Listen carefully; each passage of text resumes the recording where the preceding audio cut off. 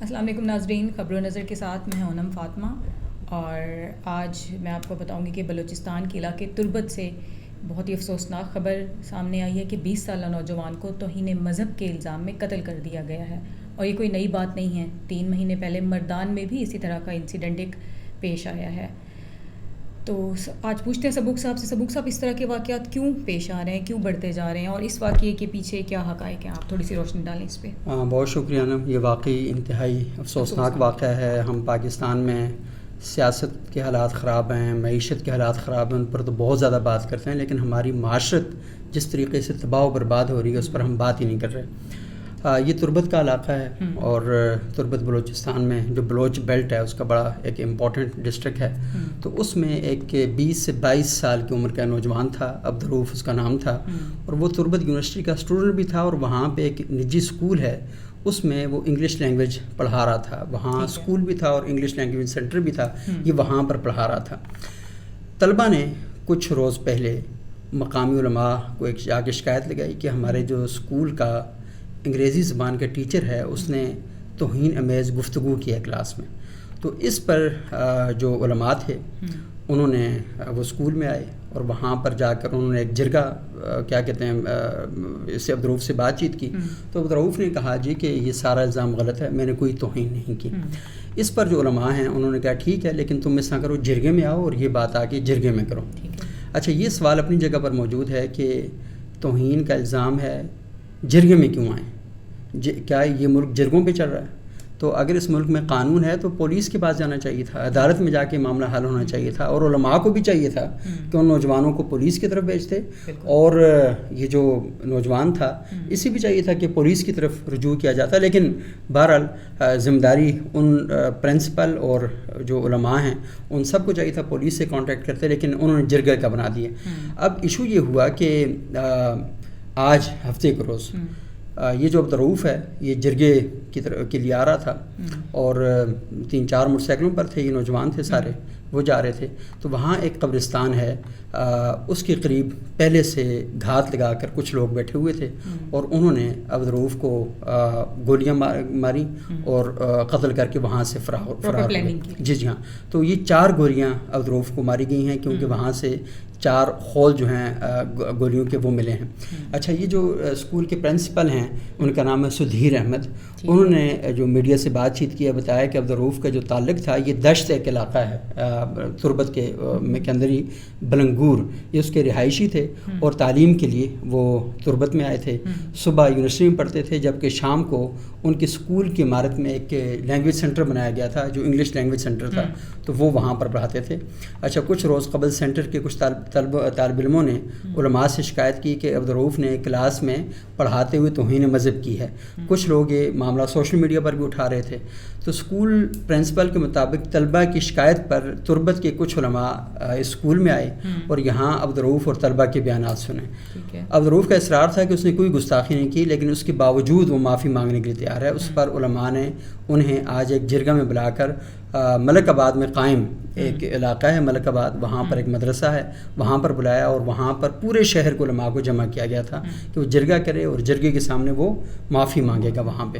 اچھا، اول تو یہ بات ہی بہت غلط ہے کہ آپ کسی بندے کو جرگے میں اس طرح بلا لیں. آپ کو آسیہ والا کیس معلوم ہوگا، وہاں پر بھی ایک جرگہ بلا لیا گیا تھا، اور پھر آپ کو پتہ ہے کہ اس طرح لوگ گھبرا بھی جاتے ہیں، خوف کا شکار بھی ہو جاتے ہیں، مجمع کا پریشر بھی ہوتا ہے، اور جب آپ کسی کو وکٹم بنا کر وہاں پر لے کر آتے ہیں تو آپ کی بات کا سلپ آف ٹنگ بھی ہو جاتی ہے اور بڑے پرابلم کریٹ ہو جاتے ہیں. تو اول تو یہ بات ہی غلط تھی، لیکن بہرحال وہ عبدالرؤف نے کہا چلو ٹھیک ہے جی میں آ جاتا ہوں. تو یہ جب عبدالرؤف جا رہا تھا تو یہ تربت کا یہ جو ملک آباد ہے نا جہاں پر یہ جرگہ ہو رہا تھا، اس سے تھوڑا سا پہلے وہاں پر ایک قبرستان ہے، وہاں پر نامعلوم افراد جو تھے انہوں نے اس کو گولیاں مار کے قتل کر دیا. اچھا، تربت کی ہسٹری میں یہ پہلا واقعہ ہے. اس سے پہلے تربت جو ہے وہ آپ یہ سمجھ لیں کہ وہاں غربت تو ہے، بے بسی بھی ہے، لاچارگی بھی ہے، پریشانیاں بھی بہت ہیں، لوگوں کو سہولیات بھی نہیں ہیں، لیکن اس قسم کے واقعات وہاں پر کبھی نہیں ہوئے. اور میں 2008 میں تربت میں گیا تھا اور میں نے کافی 20-25 دن وہاں پر گزارے. یہ وہ دن تھے کہ جب تربت میں آپریشن شروع ہو چکا تھا، اور 4 بلوچ جو لیڈر تھے انہیں قتل کر کے مرغاب ایک علاقہ ہے وہاں پر ان کی ڈیڈ باڈیز پھینک دی گئی تھی. تو یہ سارا علاقہ میں نے ٹریول کیا ہوا ہے. لوگ بڑے مطلب ہے کہ لوگ انتہا پسند، یہ جنونی نہیں ہے، اس مزاج کے لوگ نہیں ہیں. اچھا، پھر یہ جو کیا نام ہے جو پرنسپل ہے اس کا جو اسٹیٹمنٹ میں آپ کو بتا رہا تھا کہ پولیس نے جو بتایا کہ 4 سے 5 موٹر سائیکلوں پر وہ جو نوجوان تھے وہ بتایا تھے مدرسے کی طرف جا رہے تھے. مدرسے سے کوئی 50 یا 100 گز کے فاصلے پر ایک قبرستان کے قریب پہلے سے طاق میں بیٹھے نامعلوم نقاب پوش افراد نے ان پر گولیاں چلائیں. عبدالرؤوف نے اس وقت بھاگنے کی کوشش بھی کی مگر وہ کامیاب نہ ہو سکے, وہ قتل کر دیے گئے. اچھا, تربت کا ایک پولیس افسر ہے, اس نے نام نہ ظاہر کرنے کی شرط پر میڈیا کو جو چیزیں بتائی ہیں اور اس نے کہا ہے کہ اسکول انتظامیہ اور نہ ہی علماء نے پولیس کو اس کیس سے متعلق پیش کی کوئی معلومات فراہم کی تھیں. علماء اس معاملے کو اپنے طور پر حل کرنا چاہ رہے تھے. اگر پولیس کو پیش کی علم ہوتا اور قانونی کارروائی کرتی تو کسی کو قانون ہاتھ میں لینے کی اجازت نہ دیتی. خیر, یہ سوال بھی اپنی جگہ پر ہے کہ جس طریقے سے ان علاقوں میں قانون کو اپنے ہاتھ میں لیا جاتا ہے, اور یہ تو بہت ہی چھوٹا لفظ ہے, قانون کو جس طریقے سے روندا جاتا ہے وہ بھی اپنی جگہ پر سوالات ہیں.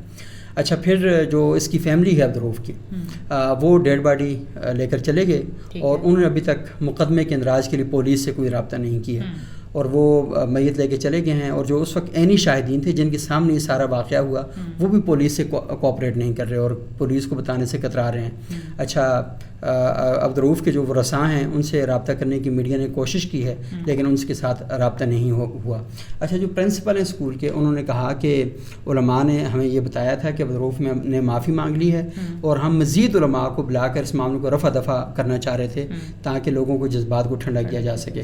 اب اصولاً جب اس نے معافی مانگ لی تھی اور سب سے پہلی بات ہے اس نے جرم ہی نہیں کیا تھا اور اس نے کہا تھا کہ میں نے کوئی جرم نہیں کیا, لیکن اگر پھر بھی آپ لوگ کہتے ہیں تو میں معافی مانگ لیتا ہوں. تو جب یہ کیا تھا تو وہیں پر بیٹھے بٹھائے آپ ایک اناؤنسمنٹ کر دیتے, سوشل میڈیا پر جاری کر دیتے اور معاملہ ختم کر لیتے, لیکن آپ نے خام خواجی پورے شہر کے علماء کو اکٹھا کرنا, ایک جرگہ بنانا, ایک خوف و راز کی کیفیت کو پیدا کر دینا اور ایسا چیزوں کو طول دینا. دیکھیں نا اس کے کتنے پھر مسائل پیدا ہوتے ہیں.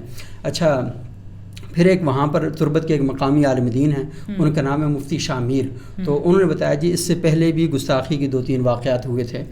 گستاخی کرنے والے اپنے بڑے لے کر آئے تھے, علماء کے جرگے میں غلطی کا اعتراف کرنے اور معافی مانگنے پر وہ معاملات حل کر لیے گئے تھے, اور ہم اس مسئلے کو بھی اسی طرح حل کرنا چاہ رہے تھے تاکہ کوئی جذبات میں آ کے غلط قدم نہ اٹھائے. تو یہ والا واقعہ ہو گیا تھا.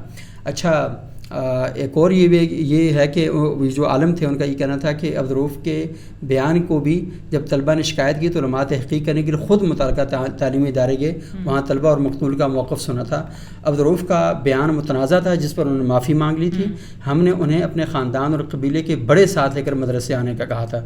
اور مفتی شاہ میر نے یہ بھی بتایا کہ ہفتے کی صبح اس معاملے پر ہمارے مدرسے میں جرگہ بلایا گیا تھا جس میں شہر بھر سے 100 سے زیادہ علماء اور معتبر افراد موجود تھے, اور ہم چاہتے تھے کہ عبدالرؤوف صاحب کے سامنے معافی مانگیں تاکہ لوگوں کے جذبات کو ٹھنڈا کیا جا سکے اور معاملہ رفع دفع ہو جائے. لیکن مدرسے پہنچنے سے پہلے ہی انہیں نامعلوم نقاب پوش افراد نے قتل کر دیا اور فرار ہو گئے. ان کا یہ بھی کہنا تھا کہ ہم مدرسے میں موجود تھے کہ کچھ لوگوں نے آ کر ہمیں قتل کی اطلاع دی جس پر ہم نے فوری طور پر پولیس کو بتایا. مفتی شاہ میر نے مزید یہ بھی کہا کہ قانون میں توہین مذہب کی سزا موجود ہے, لیکن نہ کسی عالم اور نہ کسی عام شخص کو قانون ہاتھ میں لے کر کسی کو خود سزا دینے کی اجازت ہے.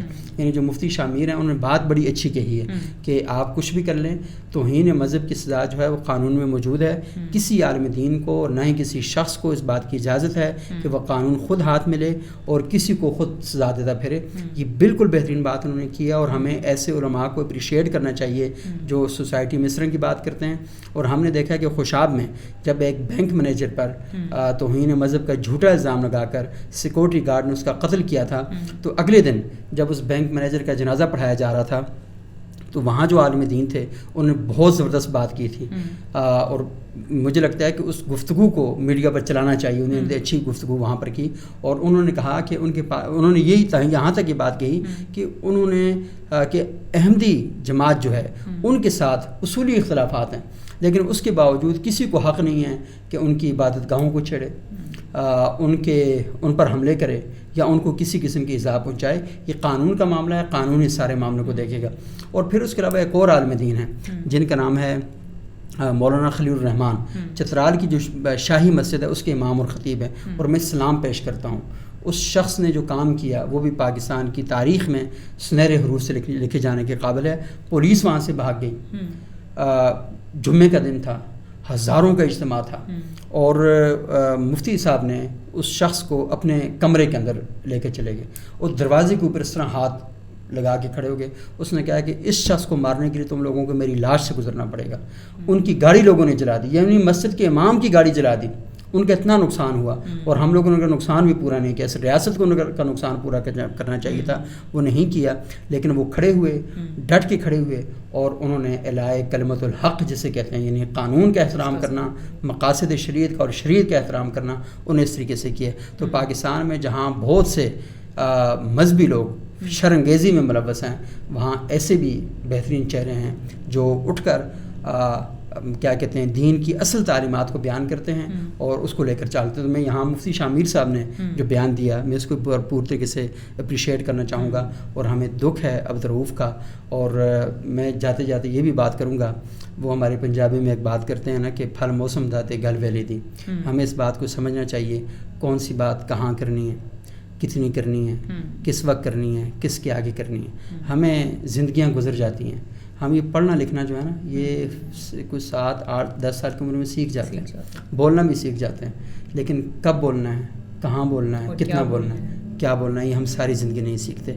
تو آپ کے پاس اگر نیا کوئی علم آ جائے, کوئی نئی چیز آپ کے ساتھ آ جائے, تو انسان کو گرم توے پر نہیں بیٹھنا چاہیے, صبر کے ساتھ, احتیاط کے ساتھ, احترام کے ساتھ, وقت لگا کے, کیونکہ آپ کو بھی ٹائم لگا نا پروسیس ہونے میں, تو دوسروں کو بھی ٹائم لگتا ہے پروسیس ہونے میں, تو تھوڑا سا وقت لگا لیا کریں. اور میں نے دیکھا کہ پاکستان میں ایک اور بھی 2-3 ایسے واقعات ہوئے کہ ہمارے نوجوانوں کے پاس کچھ جب نیا علم آتا ہے نا, مطلب انکشاف ہو گیا نا, انکشاف ہو گیا بڑا, تو اس کے لیے بہت بڑی بات ہو جاتی ہے. وہ سمجھتا ہے کہ میرے پاس آخری وہ دنیا کی نئی ایجاد آ گئی ہے, تو وہ پھر ہر جگہ بیان کرنا شروع کر دیتا ہے. تو اگر ایسی کوئی بات ہو بھی تو دیکھا کریں کہ آپ اپنے حلقے کے اندر محدود رہیں, اس کو ڈسکشن فورم کلاس روم میں لے کر آئیں گے. یہاں اسلام آباد کے اندر بھی ایسے ہی واقعہ ہو گیا تھا. تو اس طرح کی باتیں جو ہیں وہ نہیں کرنی چاہیے. Thank you.